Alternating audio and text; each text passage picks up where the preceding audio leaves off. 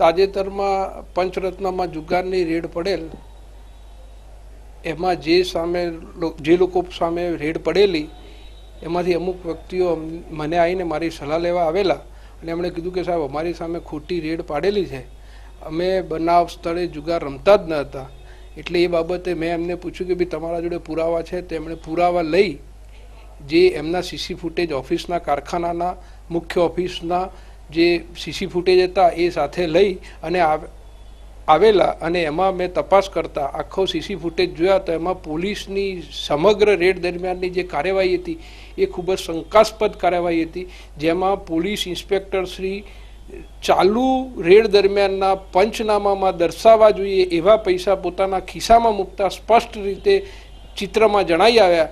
એટલે ફરિયાદીની ઉપર થોડા પ્રાથમિક રીતે વિશ્વાસ મૂકી ફરિયાદીના કહેવાથી આ ફરિયાદ અમે પોલીસ સ્ટેશન આપેલ છે, લેખિત ફરિયાદ આપેલ છે, પરંતુ અમને એવું જાણ મળેલ છે કે હજુ સુધી જે ફરિયાદ આપી છે ફરિયાદીએ એ ફરિયાદની FIR ફાડવામાં આવી નથી.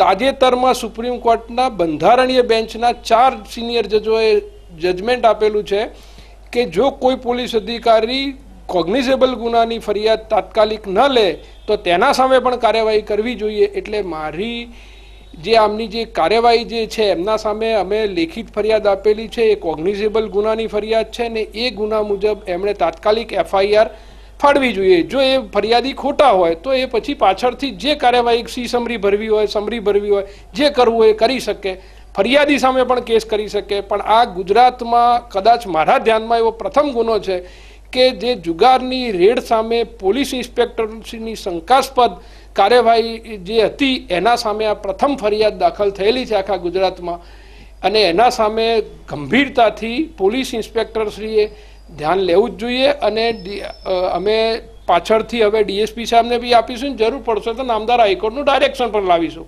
પણ આના અંદર કાયદેસરની જે કાર્યવાહી થવી જોઈએ અને જે લોકો આવી રીતે ખોટી રીતે પ્રતિષ્ઠિત લોકોને હેરાન કરે છે એ ન થવું જોઈએ, એ મારી પણ એવી રજૂઆત છે. આ ફરિયાદ જે છે રેડિંગ પાર્ટીના જેવી ચૌધરી પોલીસ ઇન્સ્પેક્ટર હતા એમના સામેની ફરિયાદ છે, અને એના સાથે જે લોકોએ રેડિંગ પાર્ટીમાં હતા.